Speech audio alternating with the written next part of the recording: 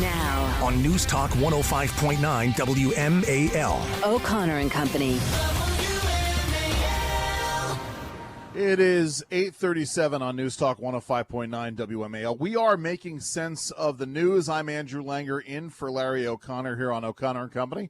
Sitting with me is Julie Gunlock, and as we are trying to make sense of the news, one of the people who's going to help us is Congressman Andrew Clyde. He's from Georgia.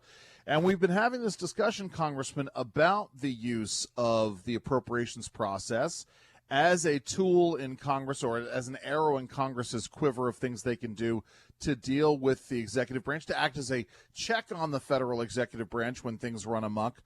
Let's talk about this and this proposal that you have. There are some folks who have been critical of it. It's raised some interesting questions. Tell us all about it. Well, you know, the power of the purse is the most powerful tool or weapon, I guess, that Congress has. And by the way, it's great to be with you. Thank you very much for the opportunity. But funding is what Congress is all about. You know, that's why we have 2-year terms and and senators have 6. So we are closest to the people and held accountable by the people, because we hold the power of the purse. And we're going to use the power of the purse where it is appropriate, where it should be used.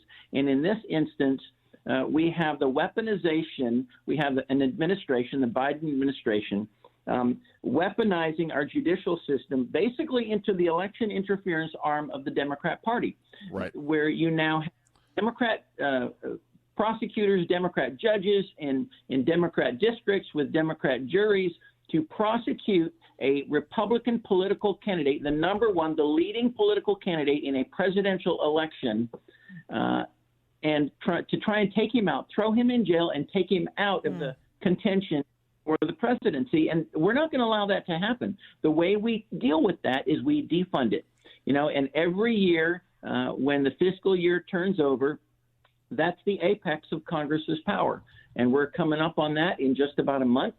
And so I'm introducing 2 amendments, one for the federal level, one for federal funds at state level, to prevent federal funding from being used to prosecute, not to investigate, but to prosecute any presidential candidate, any major presidential candidate prior to the 2024 election.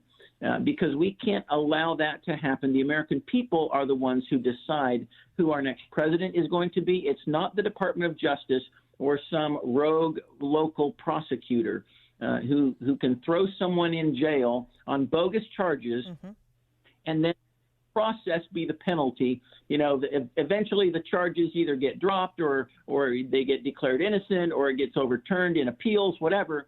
But the process is then a penalty by taking that person out of being able to campaign, during this election season. And we're just not going to allow that to happen. These amendments will defund it. Congressman, you laid this out perfectly, and I think so many of us are so grateful that you've moved on this. But can I ask just a quick question? What has taken so long? Why has Congress not used the power of the purse earlier? We've seen these abuses for years. Well, you mean as in earlier in years past, or earlier this year? Or both. Okay. Well, honestly, I've only been here like almost 3 years, and the majority, the majority are the ones who really control the power of the purse, and so we've only been in the majority about 8. Sure. So in the minority, we really don't have that authority at all. But in the majority, we do. And so we have to use it. The American people gave us the majority, gave Republicans the majority, so we would change the way Washington operates. We started that with the speaker's fight in January. I was one of the 20 that stood strong and said, no, we are going to fundamentally change the way Congress operates, if we're going to have Kevin McCarthy as speaker. And so we got some great changes there, and it has helped us, I think, stay unified in many ways, and then helped us move forward. It has put strong conservative voices on important committees.